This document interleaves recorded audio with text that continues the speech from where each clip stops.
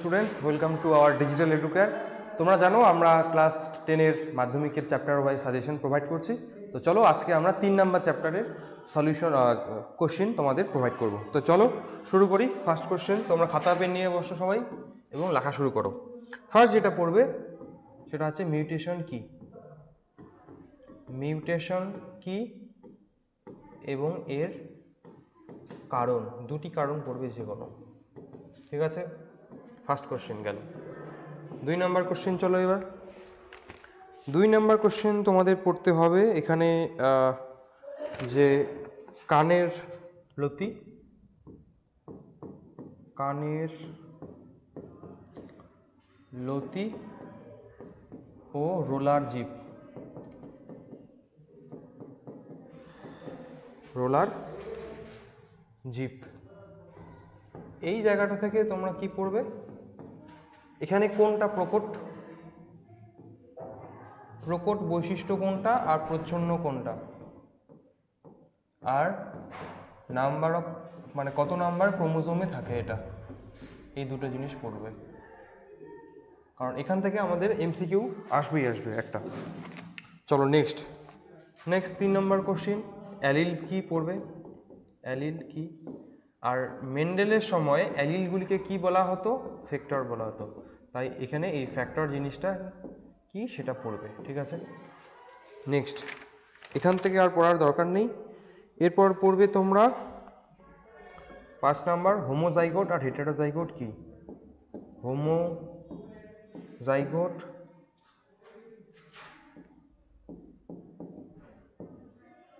ও heterozygote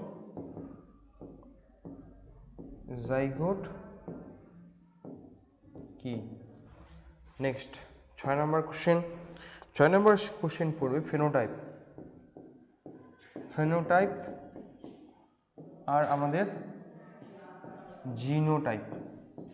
এখান থেকে important জিনিস কি, ফেনোটাইপ জিনোটাইপ থেকে অনেক ধরনের কোশ্চেন আসতে পারে। কি কি ধরনের কোশ্চেন আসতে পারে? প্রথমত ফেনোটাইপ থেকে আসতে পারে যে একই ফিনোটাইপ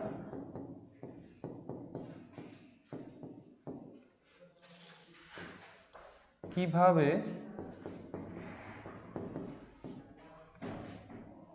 ভিন্ন ভিন্ন জিনোটাইপ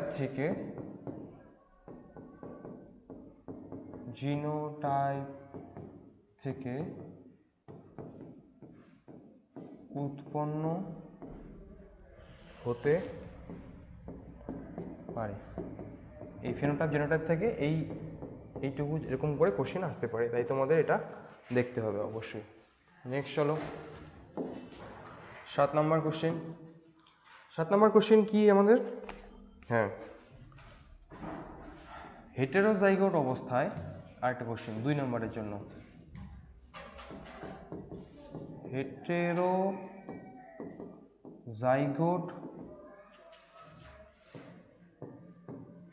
অবস্থায়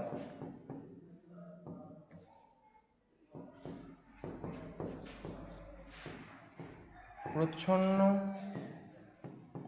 বৈশিষ্ট্যগুলি প্রকাশ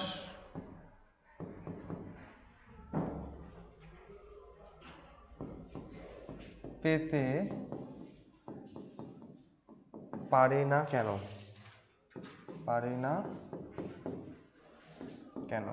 এটা একটা কোশ্চেন। 8 নাম্বার থেকে তোমরা পড়বে ইমাস্কুলেশন কি। ইমাস্কুলেশন কি। এরপর নেক্সট কোশ্চেন তোমরা পড়বে, এটা সোজা জিনিস, সেটা হচ্ছে এক সংকর জনন। এক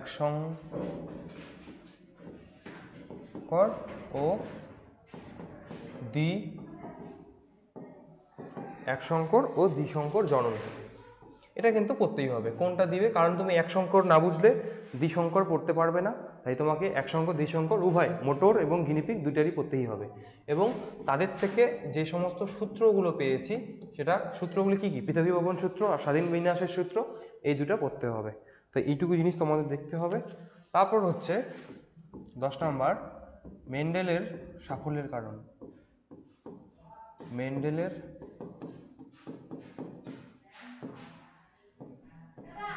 সাফল্যের যে কারণ সেটা বেশি না, 3টা পড়বে।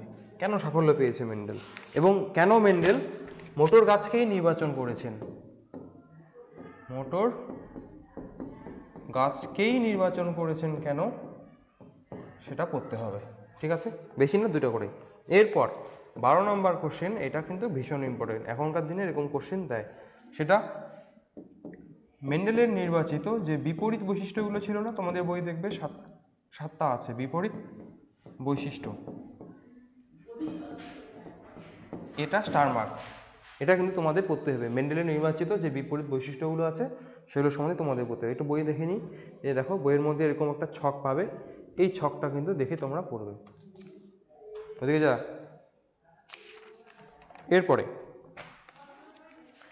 এরপরে তোমরা গিনিপিগ চলে গেলে তোমরা সন্ধ্যামালতি পাবে।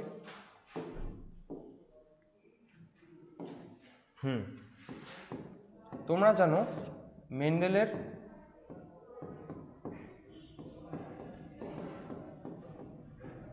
পৃথকীভবন, এটা একটা সূত্র আছে, প্রথম সূত্রটা। পৃথকীভবন সূত্রের কি পড়তে হবে, ব্যতিক্রম পড়তে হবে। সূত্রের ব্যতিক্রম, বলতো কোনটা মেন্ডেলের পৃথকীভবন সূত্রের ব্যতিক্রম? সেটা হচ্ছে আমাদের অসম্পূর্ণ প্রকটতা। অসম্পূর্ণ প্রকটতা, এখান থেকে কি পড়বে? অসম্পূর্ণ প্রকটতা কি, অসম্পূর্ণ প্রকটতা উদাহরণ কোন কোন মুরগিতে দেখা যায়, কোন কোন উদ্ভিদের মধ্যে দেখা যায়। আর কি পড়বে? অসম্পূর্ণ প্রকটতার একদম চেকার বোর্ডটা পর্যন্ত পড়বে। আমাদের যে চেকার বোর্ড আছে অসম্পূর্ণ প্রকটতার, এবং সেখান থেকে ফেনোটাইপ এবং জেনোটাইপ অনুপাত পর্যন্ত কিন্তু পড়বে। মনে রাখবে অসম্পূর্ণ প্রকটতার ক্ষেত্রে ফেনোটাইপ আর জেনোটাইপ দুটোই কিন্তু সেম। ঠিক আছে, এটা মনে রাখবে। চলো এবার নেক্সট পার্টে আমরা যাই। এবার আরেকটা জিনিস, সেটা হচ্ছে সহপ্রকটতা কি পড়বে? সহপ্রকটতা, যখন দুটো জিন একই সঙ্গে প্রকাশ পায় তখন তাকে আমরা বলি সহপ্রকটতা। উদাহরণ এবি ব্লাড গ্রুপ। ঠিক আছে, এখানে আইএ এবং আইভি জিন উভয়ই একসঙ্গেই প্রকাশ পায়, তাই এটাকে সহপ্রকটতা বলি। 2 নম্বর 15 নম্বর, যদি পরীক্ষায় আসে মেন্ডেলের স্বাধীন বিন্যাস সূত্রের কি, মেন্ডেলের স্বাধীন বিন্যাস সূত্রের ব্যতিক্রম, এটা যদি আসে পরীক্ষায় মনে রাখবে সেটা হবে লিঙ্কেজ। লিঙ্কেজ কি এখন বুঝবে না, বড় টপিক, ক্লাস 12-এ উঠে বুঝবে, সায়েন্স নিলে, এখন না। নেক্সট, মানুষের লিঙ্গ নির্ধারণ, আশা করি তোমরা জানো, আগেরবার পরীক্ষা চলে আসছে মানুষের লিঙ্গ নির্ধারণ, তাই এইবার টেস্টের জন্য পড়ার দরকার নেই। তোমরা নেক্সট চলে আসবে জিনগত রোগগুলো সম্বন্ধে। ফার্স্ট যেটা পড়বে যে তোমরা জানো আলফা থ্যালাসেমিয়া,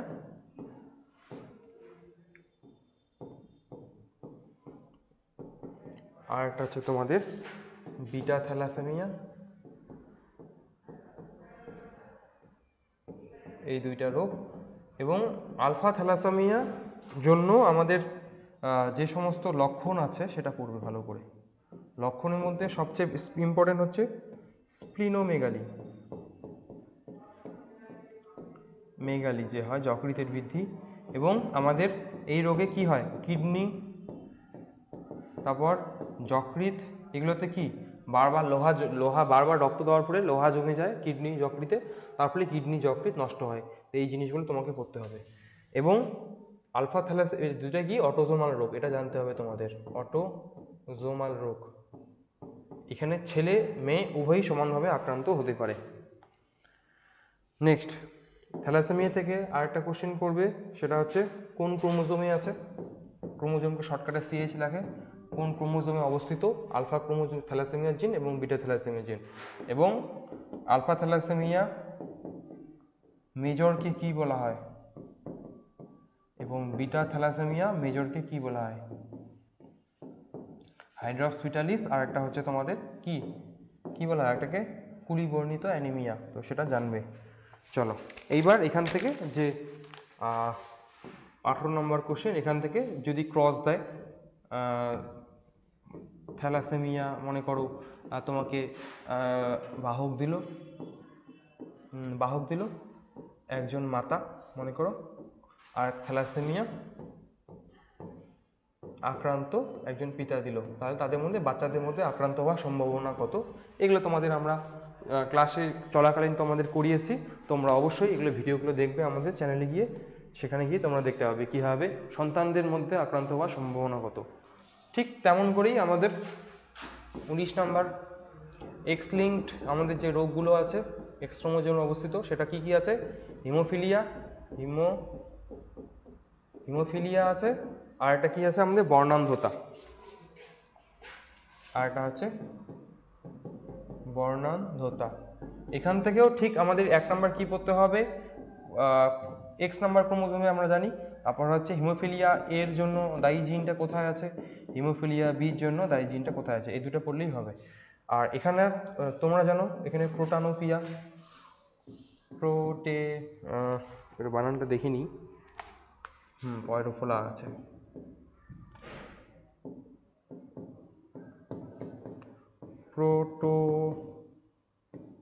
প্রোটোনোপিয়া, এটার কারণ কোন রং দেখতে পাবে না, এরকম করে তোমাদের ডিউটেরোনোপিয়া, টাইটেনোপিয়া, সেটা লাল রং নীল রং, সেটার জন্য 1 নম্বরের জন্য পড়বে এটা। আর এখান থেকে হিমোফিলিয়া এটা কিসের জন্য হয়, কোনটাকে ক্রিসমাস রোগ বলা হয়, ক্রিসমাস ডিজিজ কোনটাকে বলা হয়, ক্রিসমাস ডিজিজ কোনটার ফলে হয় সেটা জানবে। তারপর কি বলে ওটাকে আমাদের রয়্যাল হিমোফিলিয়া কোনটাকে বলে সেটা জানবে। এবং তার সঙ্গে আমাদের কি করতে হবে, তার সঙ্গে সঙ্গে আমাদের পড়তে হবে ক্রসিং কিন্তু করতেই হবে দুইটার ক্ষেত্রেই। আক্রান্ত বাবা মা হলে সন্তানদের মধ্যে সম্ভাবনা কত। ঠিক এরকম করে আরেকটা কোশ্চেন এখান থেকে পড়বে, মনে করো তোমাদের বাড়ির ওদিকে বাবা মা উভয় স্বাভাবিক আছে, বাবা মা একটা বাচ্চার দুজনই কি স্বাভাবিক, কিন্তু তাদের দেখা গেল একজন পুত্র সন্তান আক্রান্ত, কিসে আক্রান্ত, হিমোফিলিয়া বা বর্ণান্ধতায়। এটা কিভাবে হতে পারে তা চেকার বোর্ডের সাহায্যে দেখাও। এরকম করে কিন্তু কোশ্চেন আসার চান্স প্রবাবিলিটি সবচেয়ে বেশি, যে বাবা মা উভয় স্বাভাবিক, সেটা হিমোফিলিয়া হতে পারে বা বর্ণান্ধতা হতে পারে, কিন্তু তাদের একজন পুত্র সন্তান আক্রান্ত। এটা কিভাবে সম্ভব তা চেকার বোর্ডের সাহায্যে দেখাও। এরকম করে কোশ্চেন আসতে পারে। এটা কীভাবে হবে, কীভাবে দেখাবে তোমরা একটু তোমরাই বলো তো দেখি আমাকে, এই কোশ্চেনটার উত্তর কেমন করে দেবে। সন্তান আক্রান্ত কি হবে, এখানে মাকে তোমরা বাহক ধরে নিবে, বাবাকে স্বাভাবিক। এবার দেখো এদের মধ্যে আমি চেকার বোর্ড করতেই গেলাম না, শর্টকাটেই বের হয়ে গেল। তোমরা অবশ্যই চেকার বোর্ড করে করবে। একজন সন্তান কি হয়ে গেল, আক্রান্ত হয়ে গেল। তোমাকে কিন্তু এখানে মনে রাখবে বর্ণান্ধতার বাহক যে আছে, বাহকগুলোর একটা ক্রোমোজোম তো ঠিকঠাক আছে, তাদের জীবনযাত্রা কিন্তু স্বাভাবিকই থাকে, কিন্তু তাদের সমস্যা আছে, কিন্তু যেহেতু একটা স্বাভাবিক ক্রোমোজোম আছে তাই সমস্যাটা প্রকাশ পায় না। তো লাস্ট কোশ্চেন এই চ্যাপ্টার থেকে যেটা পড়বে সেটা হচ্ছে লাস্ট কোশ্চেন, সেটা হচ্ছে জেনেটিক কাউন্সিলিং কি। জেনেটিক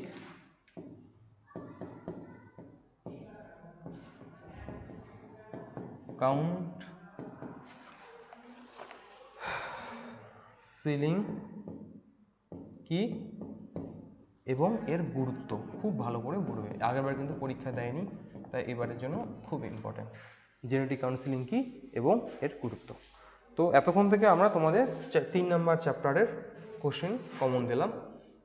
এগুলো দেখো করতে হবে, ভালো রেজাল্ট যদি করতে চাও তোমাদের এতটুকু কিন্তু করতেই হবে। যদি বলে যে স্যার তো সবই বলছে এটাও করতে হবে এটাও করতে হবে, তাহলে কিন্তু ভালো রেজাল্ট হবে না, ওই অল্পটুকু করে আসবে।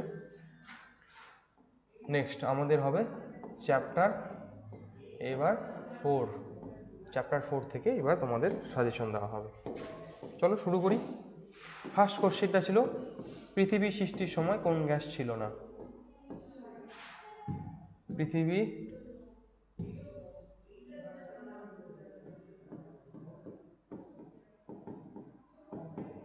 সৃষ্টির সময় ড্যাশ গ্যাস ছিল না, সেটা কোন হবে? অক্সিজেন গ্যাস ছিল না। 2 নাম্বার থিওরি অফ অ্যাবায়োজেনেসিস, এটা কার? Operant Haldane. নেক্সট এটা হচ্ছে অজৈব বস্তু থেকে জৈব বস্তুর উৎপত্তি, এই কথাটা প্রথম কে বলেন? আমাদের অপারেন্ট এবং হেলডেন। নেক্সট হট ডাইলিউট স্যুপ কি?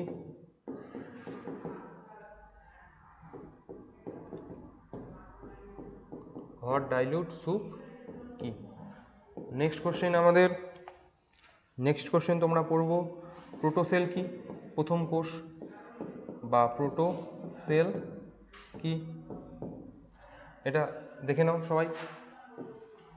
তারপরে এবং আরেকটা জিনিস পড়বে, আমাদের যে দুটো মডেল আছে কোয়াসারভেট, আর একটা হচ্ছে মাইক্রোস্ফিয়ার, SPHARE, এই মডেলগুলো কে দেন নাম? একজন অপারেন হচ্ছে কোয়াসারভেট এবং মাইক্রোস্ফিয়ার দেন সিডনি ফক্স, এটা দেখবে। 6 নম্বর মিলার উরে পরীক্ষা, মিলার অ্যান্ড উরে, এটা কিন্তু গোটাটাই পড়তে হবে। মিলার উরে পরীক্ষা থেকে কী পড়বে? পরীক্ষার পদ্ধতি কী পড়বে তাহলে? পদ্ধতি কি কি বিক্রিয়ক ব্যবহার করা হয়, আর উৎপন্ন জৈব অ্যাসিডের নাম, উৎপন্ন জৈব যে আমাদের যৌগগুলো আছে, উৎপন্ন জৈব যৌগের নাম, এটা ভালো করে কিন্তু পড়বে তোমরা, ঠিক আছে? চলো নেক্সট। এবং হ্যাঁ, এখান থেকে আরেকটা জিনিস পড়বে, ওই যে বিক্রিয়কের এখান থেকে, সেটা হচ্ছে আমাদের মিথেন, অ্যামোনিয়া এবং হাইড্রোজেনের রেশিওটা কত সেটা পড়বে, মনে রাখবে এটা 2:1:2, মাথায় রাখবে এটা। নেক্সট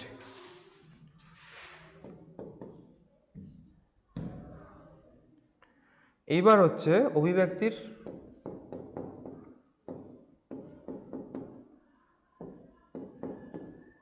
যে মুখ্য ঘটনা,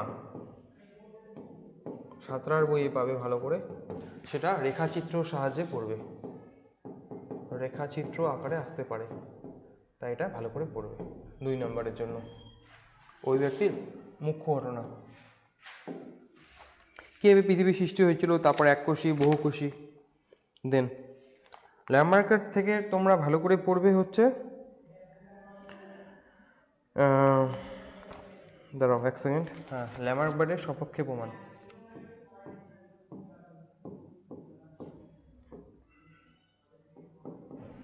ল্যামার্কবার্ড থেকে পড়বে, তার যে সূত্র দুটো আছে, অঙ্গে ব্যবহার ব্যবহার, আর একটা হচ্ছে অস্তিত্বের, এখান থেকে ভালো করে পড়বে হচ্ছে সোজা জিনিস, তাই এটা আমি ছোট করে দিলাম না। ল্যামার্কবার্ড থেকে পড়বে তোমরা সূত্র দুটা, কি কি সূত্র আছে? অর্জিত বৈশিষ্ট্যের বংশানুক্রম, তারপরটা হচ্ছে আমাদের অঙ্গের ব্যবহার অপব্যবহার এবং এদের সপক্ষে প্রমাণ এবং এদের যে সীমাবদ্ধতা আছে ল্যামার্কবাদে, সেটা পড়বে ভালো করে। ডারউইনবাদ থেকে কি পড়বে? ডারউইনিজম, হ্যাঁ অবশ্যই ল্যামার্কে লেখা বইটার নাম পড়বে। ডারউইনের যে জাহাজটার নাম পড়বে, যে জাহাজের HMS ব্রিগেল, তারপর ও লেখা বইটার নাম পড়বে, এবং তার সঙ্গে সঙ্গে ডারউইনের যে সূত্র, সেখান থেকে যে পয়েন্টগুলো খুব ভালো করে পড়বে, MCQ আসতে পারে, পয়েন্টগুলো পড়বে কিসের জন্য? MCQ। এবং এছাড়া তোমরা ভালো করে যেটা পড়বে সেটা হচ্ছে এখান ডারউইনের ইয়ে থেকে সেটা হচ্ছে প্রকরণ পড়বে। যোগ্যতমের উদ্বর্তন,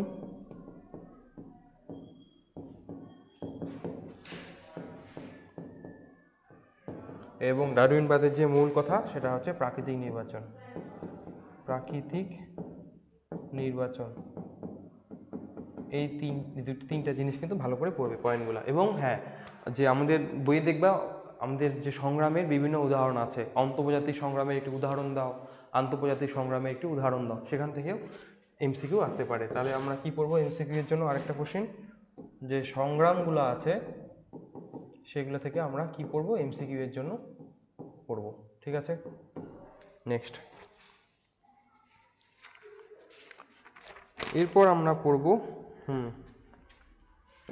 নেক্সট কোশ্চেন পড়বো 10 নম্বর, জিরাফের গলা লম্বা হওয়ার কারণ।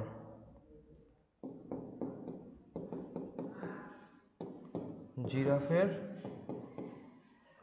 গলা লম্বা হওয়ার কারণ, এটা আমরা কিন্তু পড়ব, ইম্পর্টেন্ট কোশ্চেন 2 নম্বরের জন্য। নেক্সট, ল্যামার্ক বা ডারউইনবাদের মধ্যে যে কোনো দুটো দেখে নিও। এবার জীবাশ্ম ঘটিত প্রমাণ সে কি পড়বে? প্রথমে পড়বে তোমরা ডাউন হর্স কাকে বলা হয়, ডাউন হর্স কোন ঘোড়াটাকে বলা হয়, এবং ঘোড়ার অভিব্যক্তি নিয়ে ঘোড়াটাই পড়বে। এবং কত নম্বর পা খুঁড়ে পরিণত হয়েছে, কত নম্বর আঙুর সেটা জানো, 3 নম্বর। তারপরে হচ্ছে 13 নম্বর কোশ্চেন যদি বলি, হ্যাঁ অভিব্যক্তির শুরু ভালো করে দিই, কোশ্চেনটা এমন করে আসবে, অভিব্যক্তির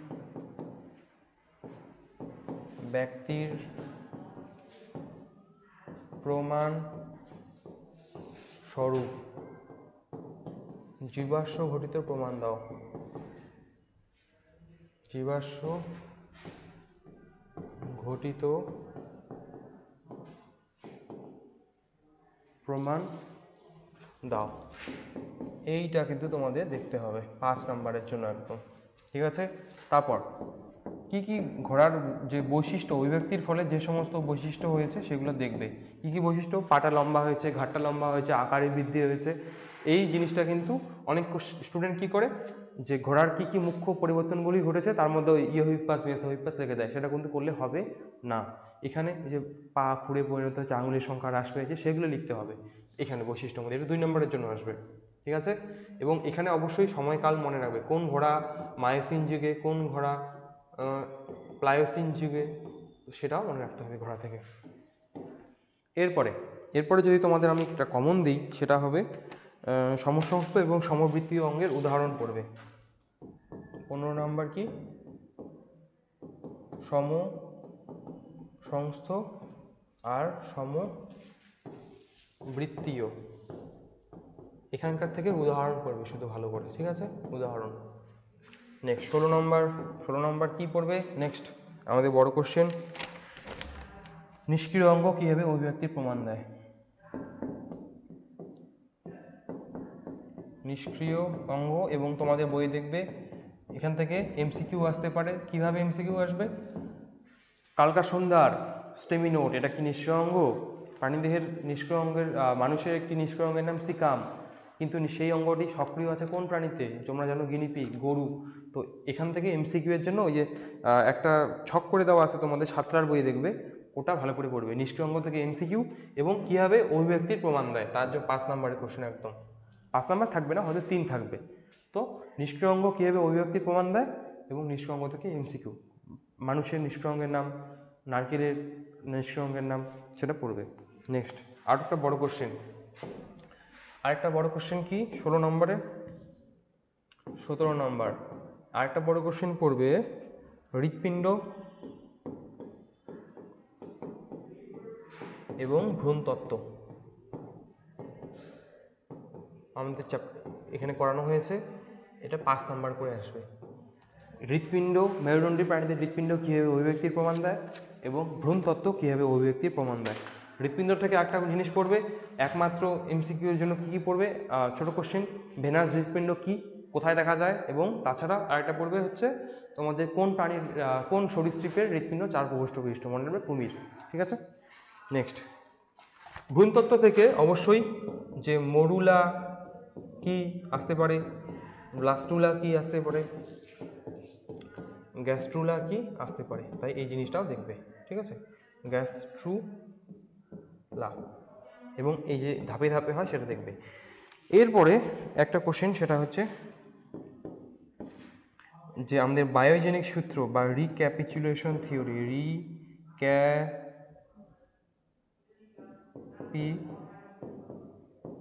রিক্যাপিচুলেশন থিওরি, এটা পড়বে ভালো করে। থিওরিটা কার লেখা সেটা পড়বে। কার লেখা? এটা হেকেলের লেখা, তাই না? তাই এটা জিনিস দেখবে। এরপর আমাদের যে অভিযোজন আছে সেখান থেকে কোশ্চেন, কী কী কোশ্চেন? প্রথমে হচ্ছে ক্যাকটাসের অভিযোজনগত বৈশিষ্ট্য পড়তেই হবে। কী কী? ক্যাকটাস, সুন্দরী, আর একটা হচ্ছে তোমাদের পায়রার বায়ুথলি। এগুলো সোজা, হ্যাঁ, এগুলো কিন্তু পড়তেই হবে, কারণ যে কোনো ছোটো কোশ্চেন আসতে পারে। এটা এখান থেকে সুন্দরীটা লবণ সহনের জন্য সুন্দরী গাছের মধ্যে কী কী অভিযোজনগত বৈশিষ্ট্য দেখা যায়, ক্যাকটাসের কী কী অভিযোজনগত বৈশিষ্ট্য, পায়রার বায়ুথলি অভিযোজনগত বৈশিষ্ট্য। এবং রুই মাছ থেকে যেটা পড়বে, সেটা হচ্ছে কে গ্যাস শোষণ করছে আর কে গ্যাসটা তৈরি করছে, এই জিনিসটা কিন্তু ভালো করে মনে রাখবে। তারপর তোমরা যদি আসো 20 নম্বর কোশ্চেনে, উট যে আছে, উট থেকে কী পড়বে? উট থেকে অবশ্যই যে আমাদের আরবিসিটা পড়বে, কেমন হয়, ডিম্বাকার আকৃতির হয়। উট থেকে আমাদের হেনলির লুপ যে আছে কি নেফ্রনের, সেটা পড়বে গুরুত্ব। এবং উটের কুচ, তোমরা জানো কুচের মধ্যে কি রাখে? চর্বি থাকে, এবং সেটাকে জারণ ঘটিয়ে আমরা সেখান থেকে জল পাই। তো এই 3টা পয়েন্ট ভালো করে পড়বে উট থেকে, আরবিসি, হেনলি লুপ, আর হচ্ছে কুচটা। নেক্সট হচ্ছে আমাদের শিম্পাঞ্জিটা একটু দেখে নিবে, শিম্পাঞ্জি। এবং আরেকটা জিনিস পড়বে, সেটা হচ্ছে মৌনাচ। এখান থেকে মৌনাচটা ইম্পর্টেন্ট। কখন মৌমাছি ওয়াগল নৃত্য করে এবং কখন রাউন্ড ড্যান্স করে বা চক্রাকার নৃত্য করে, এটা কিন্তু ভালো করে জানতে হবে। রাউন্ড ড্যান্স তখন করে যখন খাদ্য সোর্সটা 100 মিটার বা অনেক বই দেখা যাচ্ছে 75 মিটারে কম থাকবে। যখন 75 মিটারে বেশি থাকবে তখন আমরা ওয়াগল ড্যান্স। তাই মৌনাচ ভীষণ ইম্পর্টেন্ট, এটা ভালো করে পড়বে। তো এই ভিডিওতে আমরা 4 নম্বর চ্যাপ্টার পর্যন্ত দিলাম। এরপরে নেক্সট ক্লাসে আমরা 5 নম্বর চ্যাপ্টার আমরা তোমাদের প্রোভাইড করব। সেটা তোমরা কালকেই পেয়ে যাবে, রবিবারের মধ্যেই তোমরা পেয়ে যাবে সেটা। Thank you.